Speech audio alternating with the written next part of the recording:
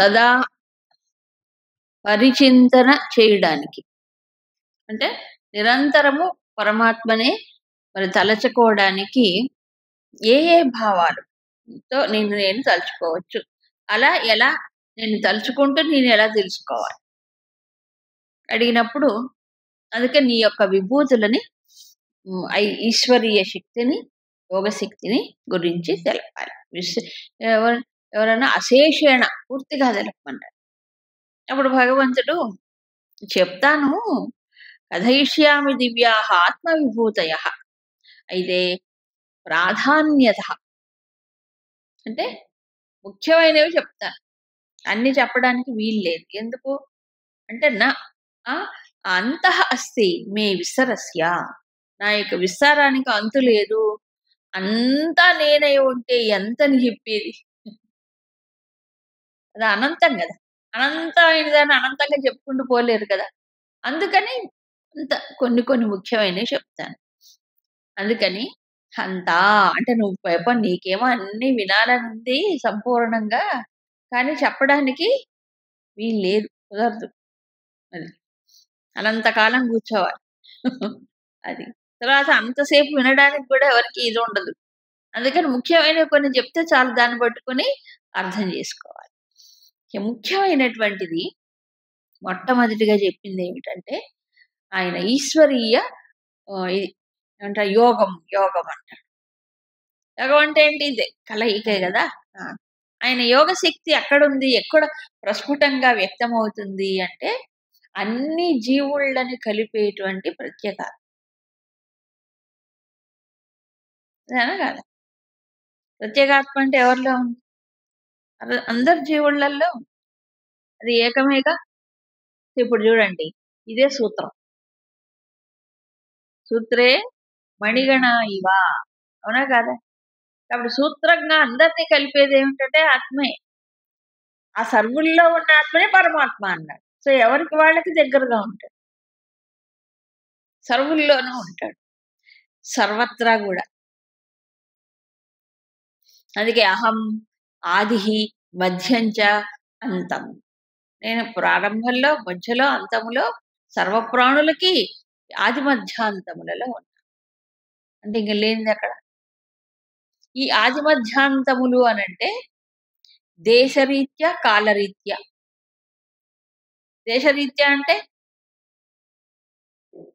ప్రాణులు పుట్టక ముందు, ప్రాణులు పుట్టినప్పుడు, ప్రాణులు వెళ్ళిపోయిన తర్వాత ఆ ప్రదేశం కావచ్చు. ఎవరిలో పుడుతున్నారు? కాలరీత్యా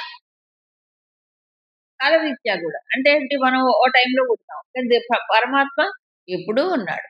అంటే దేశకాలములో పరిచ్ఛిన్నుడుగా జీవుళ్ళు పుడుతూ పోతూ ఉంటే, ఆయన వీటికి అధిష్టానంగా ఈ పరిచ్ఛిన్నత్వం, ఈ ఏంటంటారు పరిమితత్వం లేక 3 కాలములలో ఉన్నవాడు, 3ట్లో.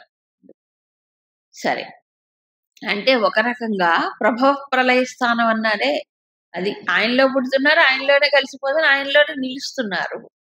ఇప్పుడు ఈ రెండింటిని మనం చూస్తే, ప్రత్యేగాత్మగా ఉన్నాడు, సర్వులకు సర్వజీవుళ్ళకి ఆధారముగా ఉంది, ఒకటే. అందుకు శ్రీరామ తీర్థులు మహానుభావుడు, శ్రీరామ తీర్థులు, ఆయన మంచి మ్యాథమెటిషియన్. శ్రీరామ తీర్థులు వివేకానంద స్వామికి కాంటెంపరీ ఆయన, మంచి తత్వవేత్త ఆయన.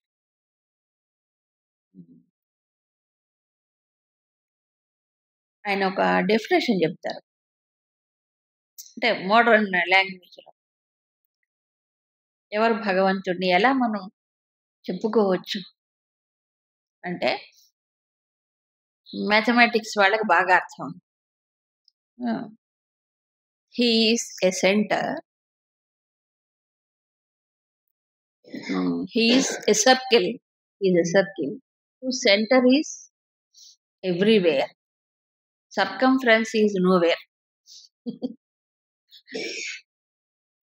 he is a circle అంటే తెలుసుగా, వృత్తము అంటే 2 ముఖ్యమైన ఉండాలి. ఒకటి కేంద్ర బిందువు, 2 పరిధి కదా! దేనికి ఉండాలి? వృత్తానికి. సో, ఆయన ఒక వృత్తం. He is a circle. ఎలాంటి వృత్తము? మామూలుగా వృత్తాలకి ఒక కేంద్రము, పరిధి ఉంటుంది. ఈ వృత్తానికి ఏంటంటే సెంటర్. మరి ఏంటంటే కేంద్రము ఎక్కడుంటుంది? Whose centre is everywhere. అన్ని చోట్ల ఆయన కేంద్రమే. ఎక్కడెక్కడండి పరమాత్మ కేంద్రాలెక్కడ? విజయవాడ కేంద్రం ఆకాశవాణి. లేకపోతే ఆకాశవాణి హైదరాబాద్. ఎక్కడ పరమాత్మ కేంద్రం? సర్వభూతాశయ స్థిత అహమాత్మ. అవునా? మామూలు వృత్తానికి కేంద్రం ఒక వృత్తానికి ఒక చోటే ఉంటుంది. ఈయన అన్నిట్లో కేంద్రమే. అన్ని హృదయాల్లో. Circumference is nowhere. ఓ వృత్తానికి పరిధి ఉంటుంది. ఈ వృత్తానికి పరిధి లేదు. పరిధి లేదు అంటే ఏంటి? ఆది మధ్యాంతంలో ఉన్నప్పుడు దానికి పరిధి ఏముంది? మరేమిటి వృత్తం అంటే? ఇక్కడ పరిపూర్ణం అని అర్థం. వృత్తం అంటే సున్నా అని కాదు, శూన్యము కాదు, ఇది పూర్ణం.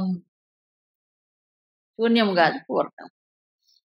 సో, ఆ ప్రకారంగా భగవంతుడు లోపల బయట సర్వప్రాణులకి ఉన్నాడు.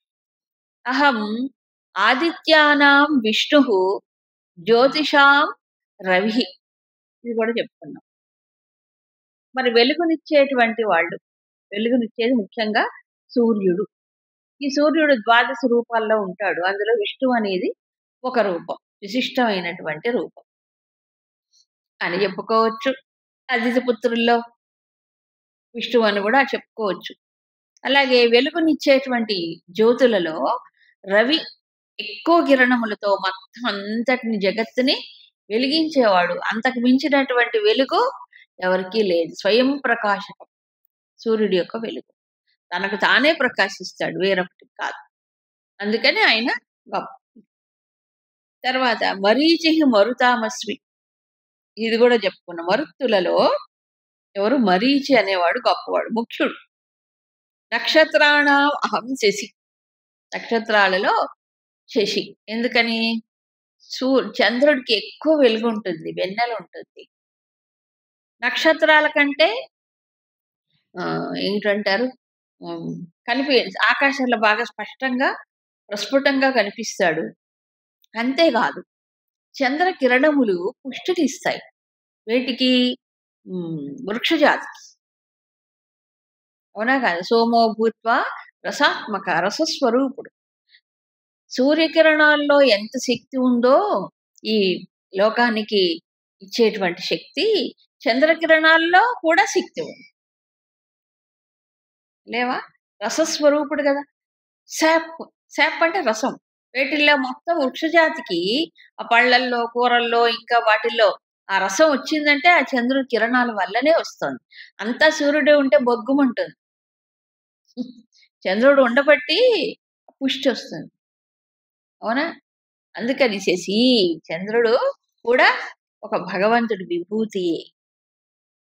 కాలం కూడా సూర్య చంద్రుల వల్లనే కలుగుతుంది. అందుకని ఇద్దరు రెండు విభూతులే. సూర్యుడు ఒక విభూతి, చంద్రుడు ఒక విభూతి. సరే, ఇక సామవేదం గురించి చెప్పుకున్నా. వేదాల్లో సామవేదం గొప్పది అన్ని విధాలుగా కూడాను. తర్వాత దేవానాం, దేవతల్లో ఇంద్రుడు గొప్పవాడు. ఎందుకు? దేవతలందరినీ కూడా శాసించేవాడు, అదుపులో పెట్టేవాడు, నియమించేవాడు. అందుకని దేవతలకు రాజు కదా ఆయన. అందుకని వాసవుడు గొప్పవాడు. ప్లస్ ఎవరు తపస్సులు చేసినా ముందు ఆయన పరీక్ష పెట్టాలి. ఆ పరీక్షలు నెగ్గితేనే వాళ్ళు మహర్షులు అవుతారు. అది కూడా ఆయన ఉద్యోగమే. ఎవరు? దేవేంద్రుడి యొక్క పని. అంతేకాదు వర్షాలు కురిపించాలంటే మేఘాలని ఏం చేస్తాడు? మేఘాలని శాసిస్తాడు ఆయన, మేఘాధిపతి. అందుకు ఇన్ని ఉన్నాయి వాసవుడికి. ఇంద్రియాణం మనః. సరే, మనసు గురించి చెప్పుకున్నాం. మనస్సు ఇంద్రియాల్లో ఒకటి కాకపోయినా ఇంద్రియాలకి రాజు అన్నారు. దేవతలకి రాజు దేవేంద్రుడు లాగా ఇంద్రియములకు శక్తి, ఒక్కొక్క శక్తి ఉంది కదా. సో ఇంద్రియములకు రాజు అంటే ఏంటి? ఇంద్రియాలను ప్రేరేపించే శక్తి మనస్సు. మనస్సు ప్రేరణ లేకపోతే ఇంద్రియాలు ఏం చేస్తాయి? ఏం చేస్తాయి? ఏం చెయ్యవు. నా మనసులో వినాలని ఉంటేనే నా చెవులు పనిచేస్తాయి. నా మనసులో వినాలని లేకపోతే ఏమవుతుంది? నా చెవులు తెరుచుకొనే ఉంటే గాని లోపలికేం పోదు. అవునా కాదా? అంటే మనస్సే ప్రధానం. మనస్సు యొక్క ప్రేరణ శక్తి వల్ల ఇంద్రియాలన్నీ పనిచేస్తున్నాయి. ఆ మనస్సు ప్రేరణ శక్తి వెనక లేకపోతే ఇంద్రియాలు ఒట్టి డొల్లలే, గొట్టాలు, ఖాళీ గొట్టంలాగే. అవునా కదా? కాబట్టి ఇంద్రియాలని ఉపయోగించుకుంటుంది ఎవరు? మనస్సు. ఉపయోగించుకునేవాడు గొప్ప, ఉపయోగించుకోబడేవాడు గొప్ప. హ్మ్. సో, ఇంద్రియాలను ఉపయోగించుకొని బయటికెళ్ళి మళ్ళీ లోపలికొస్తుంటాడు. ఇంద్రియాలకి వ్యాపకత్వం తక్కువ. మనస్సుకి వ్యాపకత్వం అబ్బో! స్పీడ్ కూడా ఎక్కువే. వేగం ఎక్కువే, వ్యాపకత్వం ఎక్కువే. ఎవరికి? ఆ! ఇంకా ఉన్నాయి చాలా ప్లస్ పాయింట్స్ అబ్బో! ఆహాహా! ఇంద్రియాలకి సృష్టించే శక్తి లేదు. ఉన్నదున్నట్టు ఇన్ఫర్మేషన్ లోపలికి తీసుకురావడమే వాటి పని. మనస్సుకి సృష్టి సృష్టించే శక్తి. స్వప్నం ఎవరు సృష్టిస్తున్నారు? ఇంద్రియాలా? ఆహా! ఇంద్రియాలతో ఉన్నప్పుడు విషయాలు మట్టుకే చూస్తుంది.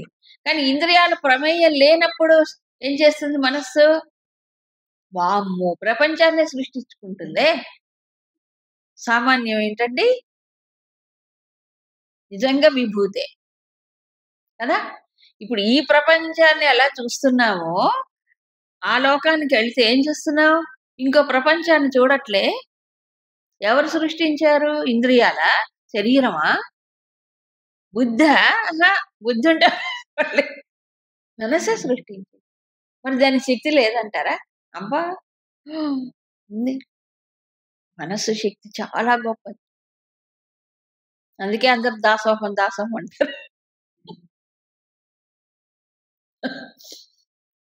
తర్వాత జీవుడు స్వప్న ప్రపంచానికెళ్ళినప్పుడు ఓ పేరు పెట్టారు. ఏమన్నారు? తైజసుడు. తైజసుడన్నారు. అంటే తేజస్సుతో కూడినవాడు. ఇక్కడ జాగ్రత్త ప్రపంచంలో విశ్వడు అన్నారు. అంతే విశ్వాన్ని చూస్తాడంతే. అక్కడికెళ్ళేటప్పుడు ఓ ప్రపంచాన్ని సృష్టించుకోగలిగిన తేజశ్శక్తి ఉంది. లేదా? విచిత్రం ఏంటంటే ప్రొడ్యూసరు, డైరెక్టరు, ప్రేక్షకుడు తానే. మామూలే సినిమా తీసేవాడొకడు ప్రొడ్యూసరు. డైరెక్టర్ డైరెక్ట్ చేస్తే ప్రేక్షకుడు ఇంకోడుంటాడు. అక్కడ 3 ఇన్ 1 కాదా? ఎవరు తీస్తున్నారు సినిమా? మనస్సే. డైరెక్ట్ ఎవరు చేస్తున్నారు? మనస్సే. చూసేదెవరు? మనస్సే. యాక్టర్ ఎవరు? మనస్సే. 4 అబ్బో! అవునా? నిజంగా మనస్సే. అంత గొప్పదది. అందుకు దండం పెట్టాలి దానికి. బతిమిలాడుకోవాలి. నువ్వు శాసించలేవు దాన్ని. అవునా? శాసించలేము. బలవంతం చేయలేము. అందుకే మహాత్ములందరూ కూడా మనస్సుని ఏం చేశారు? నెమ్మదిగా, నెమ్మదిగా ఏం చేశారు? బుజ్జగించి మంచి మాటలు చెప్పి వశం చేసుకున్నారు. నువ్వు సిట్, స్టాండ్ చెప్తే అది చేయదు. చేస్తుందా? హ్మ్. చేయదు. మనని సిట్, స్టాండ్ చేస్తుందా? గుంజుళ్ళు తీస్తుంది. కాబట్టి ఏం చేయాలి? బతిమిలాడుకోవాలి. ఓ మనసా ఎందరు చెప్పుకోలేదండి మహాత్ములందరూ చేసి ఓ మనసా ఇటు రావే, ఓ మనసా అటు పోకే, ఓ మనసా అటు చూడకే, ఓ మనసా ఈ భగవంతుడిని పట్టుకోవే చెప్పలా? బోధ చేశారు. అందుకే శనైః శనైః రుపరమేతు. ఆ!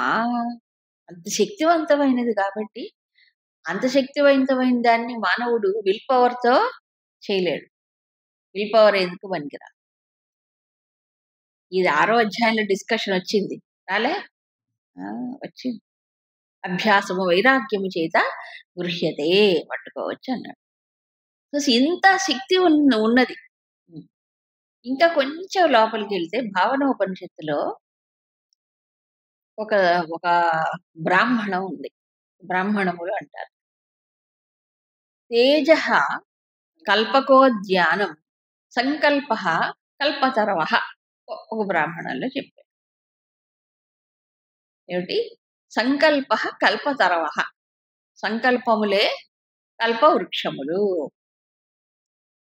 ఓకే. కల్పవృక్షాలు ఎక్కడున్నాయి? ఒక వనములో ఉంటాయి. అవును కదా! కల్పకోద్యానం. అదేమిటట? తేజస్సు. తేజః. దాన్ని సబ్జెక్టివ్‌గా అంటే ఆధ్యాత్మికంగా చూసినప్పుడు సరే అమ్మవారు కల్పవృక్షములు ఉన్నటువంటి వనములో ఉంటుంది. అది గదా! అది ఆవిడ ఇది అన్నారు. అవునా? కానీ ఆధ్యాత్మికంగా చూసినప్పుడు సంకల్పములు కల్పతరువులు. అవునా కాదా? వికల్పం చెప్పలే. సంకల్పం. అంటే మనిషి సంకల్పం ఏదైతే చేస్తాడో దానికి శక్తి ఇచ్చినప్పుడు ఏమవుతుంది ఆ సంకల్పం? కోరినటువంటిది ఇస్తుంది. అవునా కాదా? సంకల్ప శక్తిని బట్టే గదా వస్తుంది.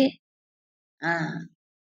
అయితే ఈ సంకల్పములనే వృక్షములు, కల్పవృక్షములు ఎక్కడున్నాయి? ఒక ఉద్యానవనంలో ఉన్నాయి. ఏ ఉద్యానవనం? తేజః. మనస్సును అక్కడ తేజః అన్నాడు. ఎందుకంటే మనస్సులోకెళ్ళేటప్పుడు తైజసుడు కదా! దీనికో అది ఆధారం ఉంది. ఏమన్నారు అక్కడ తైజసుడు అన్నాడు. ఎందుకు తైజసుడు? తేజస్సుతో కూడినవాడు. అవునా? ఒప్పుకుంటారా లేదా? మనస్సుకంత శక్తి ఉంది. తేజస్సు ఉంది. తేజస్సు ఉంది గాబట్టే ఏదైనా చేస్తుంది. ఏం చేస్తుంది? కల్పించుకుంటుంది, చూస్తుంది, భావిస్తుంది, ఊహిస్తుంది. ఎట్లా? హ్మ్. బుద్ధిని గూడా డామినేట్ చేస్తుంది ఒక్కొక్కసారి. ఈ బుద్ధి కొంచెం వీక్ అయిందనుకోండి, ఈ బల్బ్ ఆరిపోయిందనుకోండి, ఏం చేస్తుంది? మనసును గూడా బుద్ధిని గూడా తనకు అనుకూలంగా తిప్పుకుంటుంది. అవునా? కాబట్టి ఇంత శక్తివంతమైనది కాబట్టి ఓ మనసా ఏం జేయాలప్పుడు? దాసోహం నన్ను నన్ను మంచి దారిలో పోనివ్వు. మంచి దారిలో నడిపించు. పరమాత్మ వైపే మళ్ళించు. అక్కడికి ఇక్కడికి తీసుకుపోకు. చెప్పుకోవద్దా? ఆ! చాలు. జన్మలు జన్మలు తిరిగాను. ఇంకొద్దు అని నిజమే. మహాత్ములు చేసిందదే. మనసుకే బోధ చేసుకోవాలి. నెమ్మదిగా చెయ్యాలి. దానికి చాలా ఓపికుండాలి. పసిపిల్లని ఏ ప్రకారంగా చేస్తామో ఆ రకంగా నెమ్మదిగా. కాబట్టి మనస్సు భగవంతుడి యొక్క విభూతి. కానీ ఈ భావనోపనిషద్ భావన చాలా అద్భుతం. సో, సంకల్పములే కల్పవృక్షాలైనప్పుడు ఆ తేజస్సు కల్పకోద్యానం. ఇంతకి ఎవరి ఉద్యానం? ఆమెది. ఆమెవరు? చైతన్య రూపుడైన తల్లిది. ఎవరు? జగన్మాత అన్నారక్కడ అంతే.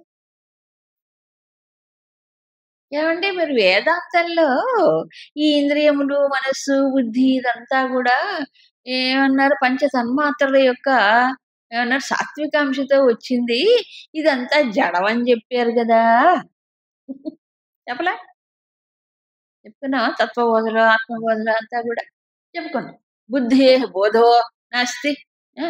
జడం జడం అంటున్నారు. మరి ఇక్కడేమో మనసు హ్మ్. అంత గొప్పది అని ఇంద్రియాణ మనస్సు చేస్తున్నారు. ఇంద్రియాలు జడమే, మనసు జడమే.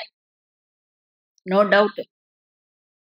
కాకపోతే ఈ ఇంద్రియాలకి, మనసుకి వెన్న పరమాత్మ చైతన్యం రూపుడై ఉన్నాడు గాబట్టి దీనికి శక్తొచ్చింది. లేకపోతే శక్తి ఎక్కడుంది?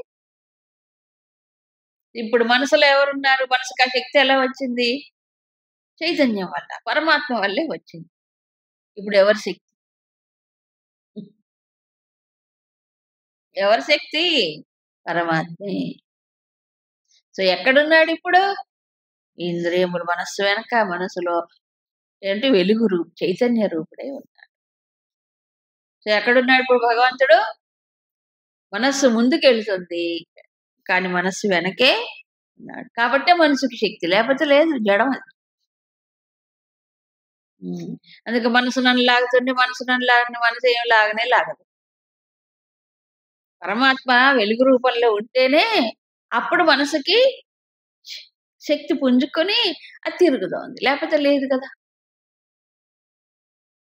అప్పుడు మనసును చైతన్యవంతం చేసి కదిలించే శక్తి, తెలుసుకుండే శక్తి పరమాత్మ అయినప్పుడు, దానికి ఒరిజినల్‌గా శక్తి లేదుగా. అది జడమేగా. ఇదే శంకర్ల ఆత్మబోధలో చెప్పారు.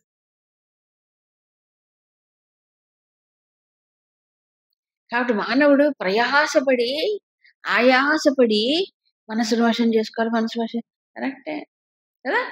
దానికోసం ఎంత కుమ్ములాటో, ఎంత ప్రయత్నమో. మనసులో పరమాత్మ ఉంటే, పరమాత్మను పట్టుకుంటే అది వశమైపోద్ది. పరమాత్మను పట్టుకోకుండా ఏమవుతున్నాడు మనిషి? మనస్సే తాననుకొని అవునా కాదా? మనసును వశం చేసుకోవాలి. మనసుని వశం చేసుకోవాలనుకుంటాడు. పరమాత్మను పట్టుకుంటే అది వశం. అది. భూతానామస్మి చేతన. భూతం అంటే ప్రాణులు. ప్రాణులలో కదలిక ఉన్నది.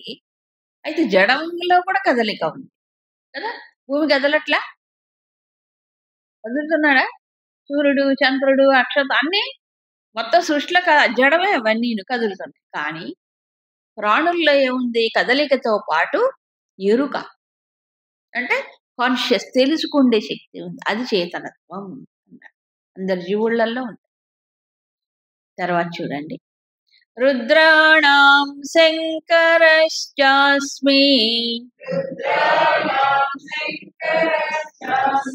విత్తేషో యక్ష రక్షసాం వసూనాం పావకశ్చాస్మి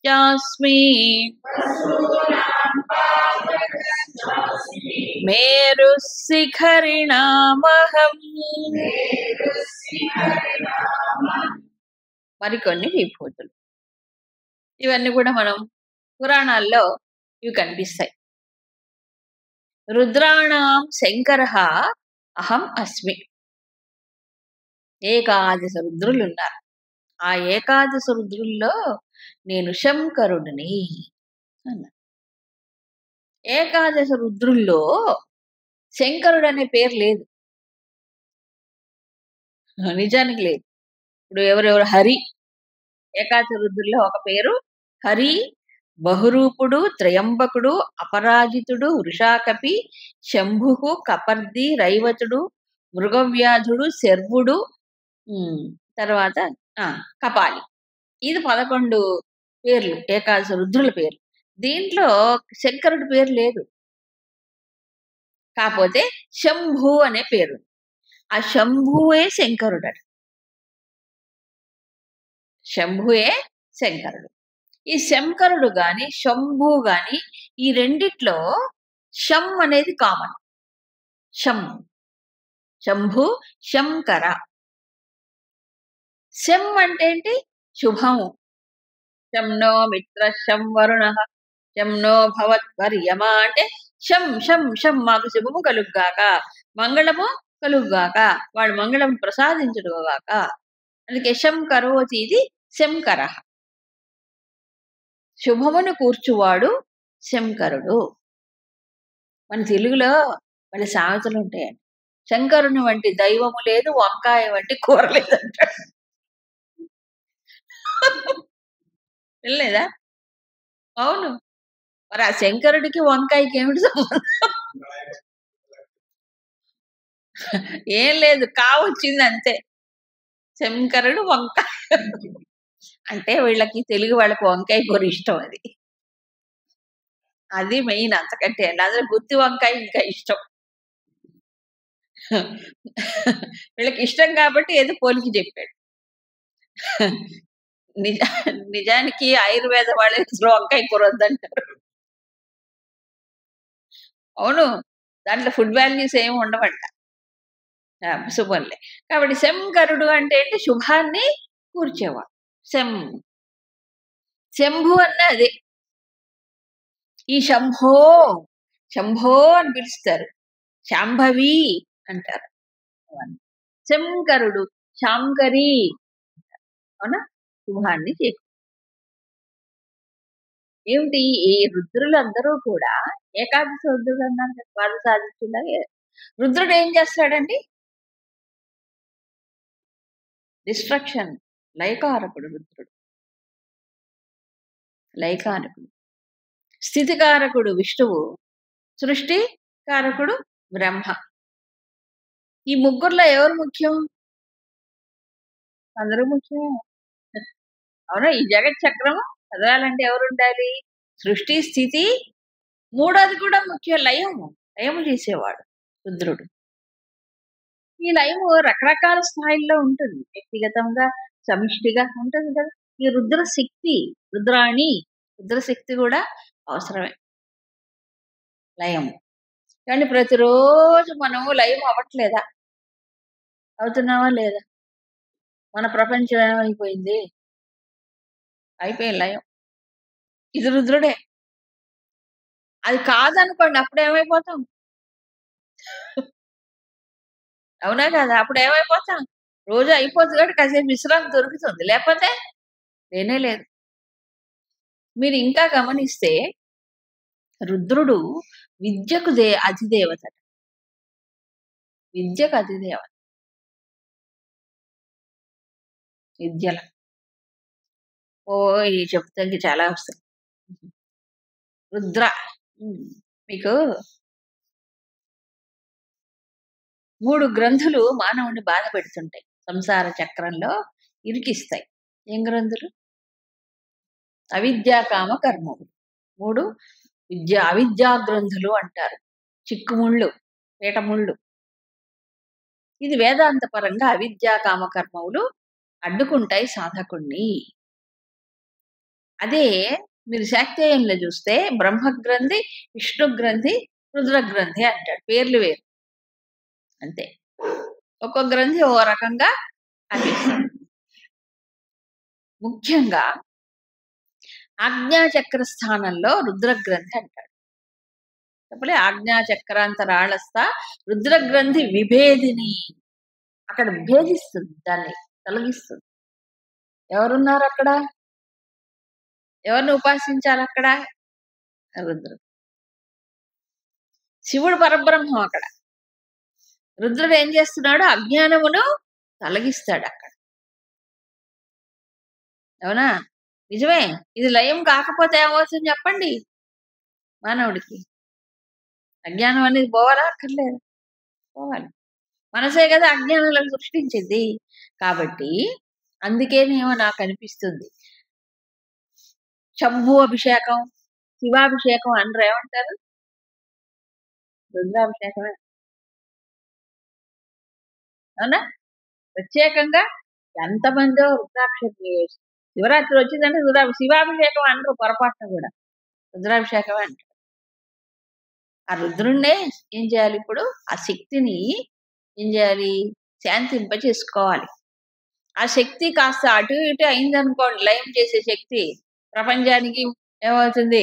ముప్పు ఉంటుందా? పవర్ ఆఫ్ డిస్ట్రక్షన్ మనిషికి ఉపయోగపెట్టుకోవాలి. ఎలాగూ? తనలో ఉండే అజ్ఞానములు, తనలో ఉండే ఏమిటంటారు, నెగిటివ్ థాట్స్, తనలో ఉండే ప్రాపంచికమైన విషయం, ఇదన్నీ ఏం చేయాలి? దాన్ని తొలగించుకోవాలి. అది శక్తేగా. ఏం శక్తి? రుద్రశక్తి. అప్పుడేగా జ్ఞానం వచ్చేది, లేకపోతే రాదు. ఇవ్వకపోతే రాదు కదా. అందుకు సో మంచిదే. అసలు శం కరోతి అంటే శుభాన్ని ఇచ్చేవాడు. మరి రుద్రుడు ఏం చేస్తాడట? ఏడిపిస్తాడట. రోదయతి. రోదయతి అంటే ఏంటి? ఏడిపిస్తాడట రుద్రుడు. నిజమే. మనకు అన్ని ఛేదించి, అన్ని ఖండించి ఏం చేస్తాడు? మనకి ఏదైనా ఇష్టమైంది దూరం అయిపోయింది అనుకో, ఏం చేస్తాడు మనిషి? ఏడుస్తాడు. ఏడిస్తే ఏడవనీలే అని పట్టుకొని కూర్చున్నాడుగా మనిషి. ఈ మమకారాలు, ఈ మోహాలు, ఇవన్నీ ఏమవుతాయి? తెగగొస్తాడు. మంచిదే. అందుకు రుద్రుడు ఏం చేస్తాడు? అందుకు రుద్రుడిని పూజించాలి. పవర్ ఆఫ్ డిస్ట్రక్షన్ కూడా సృష్టిలో అవసరమే, వ్యక్తిలో కూడా అవసరమే. ఈ అజ్ఞానము, ఈ మోహము, ఈ సంబంధమైన ప్రాపంచిక విషయ సంపర్కము, ఇవి కదా ఇన్ని జన్మ జన్మలు బంధించేది. అవి ఏమవ్వాలి? ఒకసారి నశించిపోవాలి. కాబట్టి మనకి రుద్రుడు అవసరం. రుద్రుడిని కూడా అందుకే మన ఋషులందరూ కూడా రుద్రుడిని కూడా పూజించారు. భయపడ్డారు. భయపడరు. భయపడాల్సిన పని లేదు. అది ఆ పవర్ ఆఫ్ డిస్ట్రక్షన్ ఏది వినాశక శక్తిని సద్వినియోగం చేసుకున్నవాడు ఏమవుతున్నాడు? బాగుపడతాడు. అందులో ముఖ్యంగా జ్ఞాన నేత్రం. అక్కడ ఏం నేత్రం ఉంటుంది? ఏం నేత్రం? జ్ఞాన నేత్రం. జ్ఞాన చక్షువు అంటారు. అగ్ని నేత్రం అని కూడా అంటారు. అంటారా? అగ్ని నేత్రం. అగ్ని ఏం చేస్తుంది? అన్నిటినీ దహింపజేస్తుంది. మరి ఈ అగ్ని ఏమగ్ని? జ్ఞానాగ్ని. జ్ఞాన నేత్రముతో అజ్ఞానం ఇవన్నీ కూడా ఏమైపోతున్నాయి? అదే మూడో కన్ను. కాబట్టి ఇవన్నీ తొలగిపోతే తప్ప అది రాదు. అవునా? పైగా ఆయన ధ్వంసం చేసేటప్పుడు శివుడు ఏ కన్ను ఉపయోగిస్తాడు? మూడో కన్ను తెరుస్తాడు. అందుకే భయం. అందరు పాపం ఆయన మూడో కన్ను తెరుస్తాడేమో అందుకని భయం. మూడో కన్ను తెరవనియండి, లోపల ఉండేవన్నీ భస్మం అయిపోతాయి. అవునా? పోవాలి కదా, ఇవన్నీ దహించబడాలి కదా, అప్పుడు కదా జ్ఞానం వచ్చేది. అందుకని రుద్రుడు కూడా మేలు చేస్తాడు. ఏడిపించినా మేలు చేస్తాడు. అవునా కాదా? ఏడిపించినా ఏడిస్తే ఏం పోయింది? మేలు కలుగుతుంది కదా దానివల్ల. అందుకని శంకరవతి శంకర. ఇంకా చెప్పాలంటే ఎన్నో ఆధారాలు చేస్తాను. మహాన్యాసం చేసేటప్పుడు తనలో ఏం చేస్తారు? ఈ శక్తిని ఇన్వోక్ చేసుకుంటారు. నా రుద్రో రుద్రమర్చయేత్ అన్నాడు కదా, అంటే రుద్రుణ్ణి తనలో నిలుపుకుంటున్నాడు. ఎక్కడ?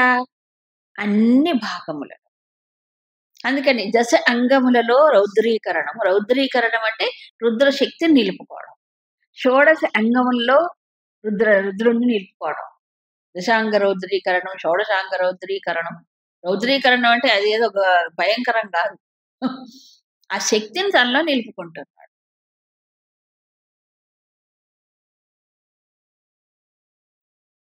కాబట్టి ఏం చేస్తారంటే ప్రతి దానికి ఒక అంగము పేర్కొని దాని దేవతని చెప్పి దానికి ముందు దాని వెనక ఏమంటారు? ఈ రుద్రశక్తిని తలుచుకోవాలి. దీన్ని ఏమంటే సంపుటీకరణం అంటారు. సంపుటీకరణం. ముందు వెనక అదే మంత్రం రిపీట్ చేస్తాడు. మహాన్యాసం చాలా గొప్పది. అందుకే మహాన్యాసం పారాయణం ప్రత్యేకంగా చేయించుకుంటారు. కారణం ఏంటంటే దాంట్లో అంతుంది. నమఃశంభవే చ మయోభవే చ నమఃశంకరాయ చ మయస్కరాయ చ నమః శివాయ చ శివతరాయ చ. దీన్ని సంపుటీకరణం చేస్తారు. సో ప్రతిసారి కూడా శంభవే చ మయోభవే చ నమఃశంకరాయ చ శివాయ చ శివతరాయ. శంభువు, శివుడు, శంకరుడు 3 పేర్లు వచ్చాయి దాంట్లో. నిజానికి ఒకటే, ఎల్లు వేరు. అవునా? అందుకని రుద్ర అంటే నిజానికి అది మహా గొప్ప శక్తి. ఆ రుద్రుడు ఏం చేస్తాడు? ఆయన శంకరుడు మేలు చేస్తాడు. రుద్రులలో శంకరుడై అందరికీ మేలు చేసేటువంటి వాడు. తర్వాత విత్తేశో యక్ష రక్షసాం. విత్తేశుడు అంటే విత్తం అంటే ధనం, ధనాధిపతి. ఆయన ఎవరు? యక్ష రాక్షసులలో యక్షులు రాక్షసులు 2 జాతులు ఉన్నారు. ఆ యక్ష రాక్షసులలో ఈయన ఎవరు? విత్తేశుడు, కుబేరుడు. యక్షులలో ఎంతమంది దేవతలు ఉన్నారు కదా, వాళ్ళల్లో యక్షులు ఉన్నారు. యక్షులలో గొప్పవాడు. ఎందుకు ఆయన గొప్పవాడయ్యాడు అంటే తపస్సు చేశాడు. ఎవరు? కుబేరుడు గొప్ప తపస్సు చేశాడు. తపస్సు చేసిన తర్వాత ఆయనకి ఏమిటి? పుష్పక విమానం వచ్చింది. తపస్సు వల్ల సంపాదించుకున్నాడు. తపస్సు వల్లనే ఆయన ఉత్తర దిక్కుకు అధిపతి అయ్యాడు. ఎవరు? కుబేరుడు. సో ఒక దిక్పాలకుడు యొక్క శక్తి ఆయనకు వచ్చిందంటే తపస్సు వల్ల వచ్చింది. కాబట్టి యక్షులందరూ మామూలుగా కొంత శక్తి ఉంటుంది, కానీ తపస్సు చేత ఉత్తర దిక్కుకు అధిపతి అయ్యాడు కదా. తర్వాత విత్తానికి ఆయన దేవలోకంలో కోసే అధికారి. అంతేగా? ట్రెజరర్. మనకు డబ్బు శాంక్షన్ కావాలంటే ఎవరు చేస్తారు? ట్రెజరరే. కాబట్టి దేవలోకంలో ట్రెజరర్ ఆయన కుబేరుడు. అందుకు అది కూడా విభూతియే. మామూలుగా మనం అంటుంటాం కదా! ఏవండీ వాడు కుబేరుడండి బాబోయ్! అంటే కుబేరుడంటే ఏంటి? బాగా ధనం పోగు చేసుకున్నాడని అర్థం. హ్మ్. ఇప్పుడు ఈ రోజుల్లో అయితే కుబేర యంత్రాలొచ్చాయిరా? వచ్చాయి. కుబేర యంత్రాలు ఇంటి ముందు పెట్టుకుంటే ధనం వస్తుందంట లోపలికి. ఆ! అయ్యో! పోస్ట్‌లో పంపిస్తారు మీకు గావాలంటే కుబేర యంత్రాలు. ఉపాసన చేసి వాళ్ళందరూ అక్కడ పెట్టేస్తే మీకు పోస్ట్‌లో గూడా ఒస్తాయి. పెట్టుకోవచ్చు మీరు. మీరందరూ కుబేరులయిపోవచ్చు. వ్యాపారం వ్యాపారం అవునా? కాబట్టి ఆ కుబేరుడు కూడా భగవంతుడి యొక్క విభూతియే. అంతే కదా! ధనం అనేది ప్రపంచంలో నడవడానికి అవసరం. ప్రపంచ వ్యవహారం జరగాలి కాబట్టి అవసరమే. సో, ధనవంతులు అనేక మంది ఉండొచ్చు. కానీ కుబేరుడు లాంటి వాడు ఎవడు ఉండడు కదా! అది ఆయన విభూతి. అది భగవంతుడి విభూతిగా గుర్తించారు. కానీ జనాలు కుబేరుడినే పట్టుకుంటున్నారు గానీ భగవంతుడి విభూతి అనుకోవట్లే. అది విచిత్రం. బొమ్మల్ని పట్టుకుంటారు. బొమ్మ వెనక ఉండేది పట్టుకోవట్లే. హ్మ్. సరే, సరే. వసూనాం పావకశ్చాస్మి. అష్ట వసువులున్నారు. 8 మంది వసువులు. వాళ్ళు కూడా దేవతలే. ఈ వసువులలో పావకుడు తాను. ఎందుకు ఈ పావకుడు అగ్ని అన్నారు? పావకుడు అంటే అగ్ని. పేరు కూడా పావకుడు అంటే ఎవరు? పవిత్రం చేసేవాడు. అగ్నిపూతో భవతి అంటారు చూడండి. అంటే అగ్ని పవిత్రం చేస్తుంది అన్ని. అలాగా. సో, పవిత్రము చేసేటువంటి వాటిల్లో ఆ! వసువుల్లో పావకుడిని నేను. పావకుడు అంటే అగ్ని. ఎందుకలా చెప్పారంటే వసువులందరికీ గూడా ముఖము అగ్నట. ముఖము అగ్ని. ఇప్పుడు మానవులందరూ గూడా విషయాలను గ్రహించాలంటే చేత్తోనా? కాలుతోనా? దేనితో గ్రహిస్తారు? అంతేనా? మనకి 4 ఇంద్రియాలు ముఖంలోనే ఉన్నాయి. ఒక చర్మం తప్ప. చర్మం అంతా ఉంది. ఈ 4 ఇంద్రియాలతోనే అన్ని తీసుకుంటున్నాడు. అవునా కదా? దీంతో కదా మనిషికొచ్చేది. ఏది? ఎక్కువ ఆనందం దేనితో వస్తుంది? ముఖం ద్వారా. వసువులకి ముఖం ఏమిటట? అగ్గినట. అందుకని వసువుల్లో పావకుడిని నేను అని చెప్పారు. తర్వాత మేరు శిఖరిణాం. ఎన్నో పర్వత శిఖరాలు అది కూడా వదలలేదు భగవంతుడు. ఈ మేరు పర్వతం గురించి పురాణాల్లో చాలా ఉంది మళ్ళీ. అవునా? మేరు పర్వతం.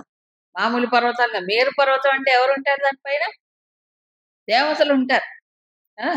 దేవలోకంలో ఉన్న మేరు పర్వతం మీద గొప్ప గొప్ప వాళ్ళందరూ గూడా అక్కడ ఉంటారని. మేరు పర్వతం చాలా గొప్పది అంటారు. శిఖరములన్నిటికల్లా మేరు అనేది గొప్ప శిఖరం.